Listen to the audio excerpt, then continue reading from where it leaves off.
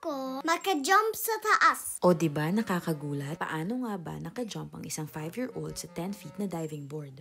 Hi po, swim po tayo. Tara, sama po kayo.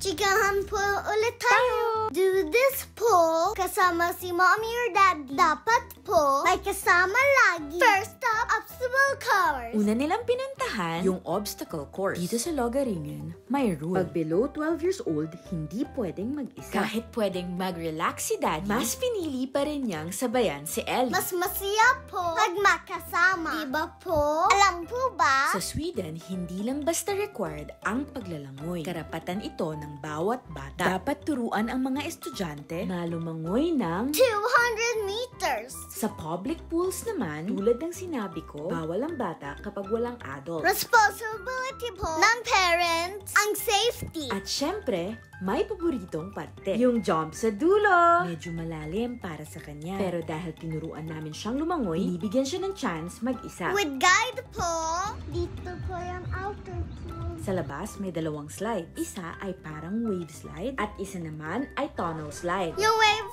slide po, para big wave sa beach. Para sumasabay po sa water nagma-jump. Tapos po, yung tunnel slide. Hindi pwede sabay-sabay. Isa-isa lang po.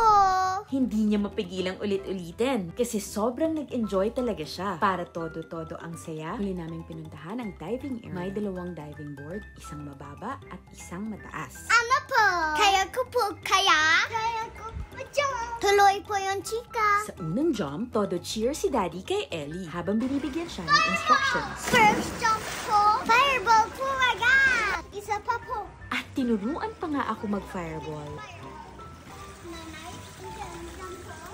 Hindi ko naman kaya yan. Silang dalawa lang ang matapang. Sa bahay lang naman ako matapang. Ang saya po ma-jump. Mami, gusto ko try yung taas. Yun. At ayun na nga, bigla niyang naisip subukan yung pinakamataas. Ako, syempre, kabado. Kasi ako mismo, hindi ko kakayanin yun. Nung sinuot niya yung goggles at umupo sa edge, parang tumahimik ang mundo. Ang tagal niyang nandun. Super tagal ko po. Tagal.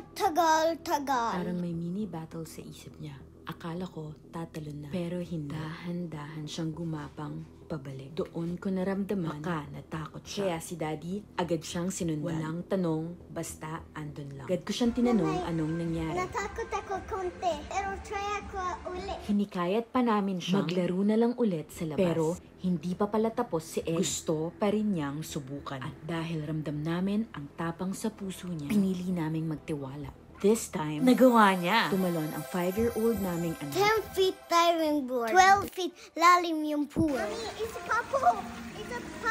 Jump.